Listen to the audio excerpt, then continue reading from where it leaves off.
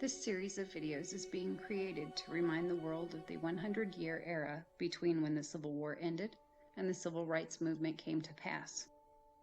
Most of these stories are gruesome, despicable, and horrific, but they need to be told in order for certain critics of present-day political agendas to have an accurate representation of what life was like for blacks after slavery. Too often there's an almost purposeful ignorance, a contempt for those of color, and a stain on the true horrors that African Americans faced daily.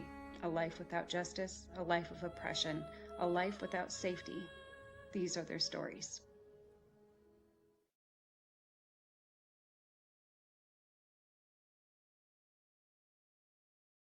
This is the small river between Brooks and Lowndes County in southern Georgia, a small rural stretch of land founded in the year 1858. While the waterway known as Little River seems a peaceful and serene landscape, it was on this very spot that one of the most heinous crimes ever to be committed on American soil took place. This is the spot of the lynching of Mary Turner. In southern Georgia during the early spring of 1918, a white plantation owner by the name of Hampton Smith was found murdered at the age of 25. Immediately drawing an angry crowd, the plantation workers of Hampton's property, also known as Old Joyce Place, were targeted at once.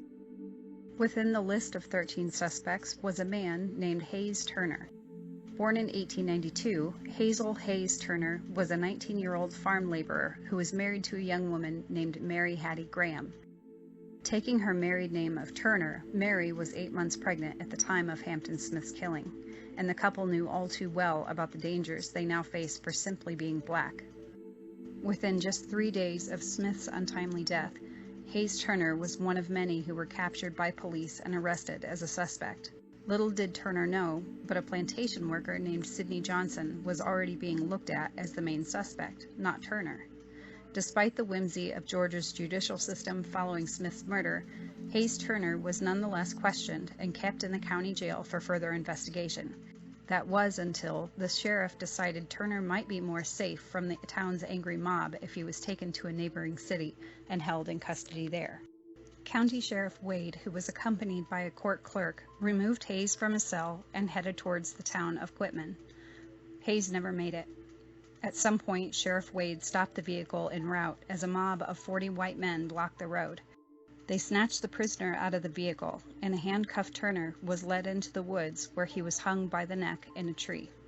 His body stayed there from Saturday to the following Monday, when he was finally cut down, and his corpse was buried no more than 50 feet from the tree where he was murdered.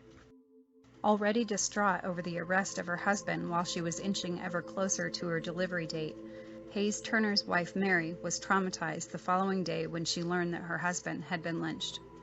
Without a doubt, Mary knew that the persons responsible hid their acts behind the shine of a sheriff's badge, and in her despair she publicly announced her pleas for justice to be served. She demanded that those responsible for her 19-year-old husband's brutal murder be charged with their crime, and that they proceed to seek justice in the local county courtroom. When the mob heard of Mary's demands, they sprung into action to hunt the pregnant woman down. Mary simply had no time to escape the clutch of their racist grasp around the neck of the situation. When the mob caught up with Mary, just one single day after the lynching of her own husband, the crowd showed no mercy as they put their deranged plan into action. First, the crowd of white mobsters took her to Folsom Bridge. A tree hung just over the water on the banks, and that was where they decided to throw their rope. They tied the pregnant widow's feet together tightly and began to hoist her off the ground feet first. As Mary Turner dangled from the tree upside down, she began to scream in pain and cried for mercy over the life of her unborn child. The mob would have none of it.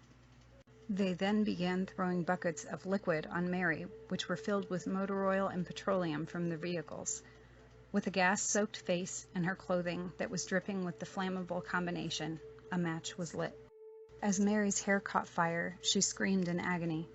Her cries fell on deaf ears as a member of the mob approached her writhing in pain. He pulled out a knife, yanked her layered house dress off to expose her abdomen, and with a brutality that is incomprehensible, the man sliced Mary's stomach open with jagged sawing motions, and he removed her infant baby by letting it drop to the ground, where it made 2 small cries. As Mary bled to death hanging upside down from the tree, her first interaction with her baby was watching that same man stomp repeatedly on her infant's head with the heel of his boot, killing it instantly. Within minutes, Mary Turner and her baby were both dead. The mob then cut her down, put the rope around her neck, and hung her lifeless corpse from the same branch of the tree that extended just over the water in front of the bridge. The crowd riddled what was left of the woman with bullets for hours, inflicting hundreds of bullet holes into her body. There, she remained for some time. The only thing marking her grave when she was finally cut down was an empty whiskey bottle with a congratulatory cigar stuffed into the neck. Despite the barbaric lynching of Hayes Turner and his wife and the child within a span of only 24 hours, the killings did not stop there. Over the course of the next week, 13 more individuals were murdered by the mob. Not a single member of the group accused was ever allowed their day in court.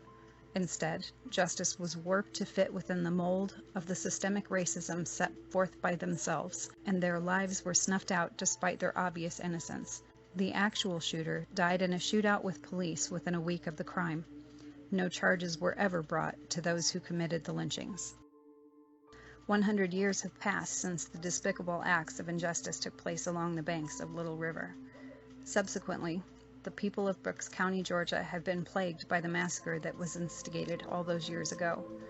With a metal plaque marking the shoreline where Mary and her baby were viciously killed, the stain that this murder left on the community is still visible. In 2013, only 3 years after the plaque was erected, it was found to have 5 bullet holes that penetrated the metal memorial. To this day, it's still unclear who the vandal was.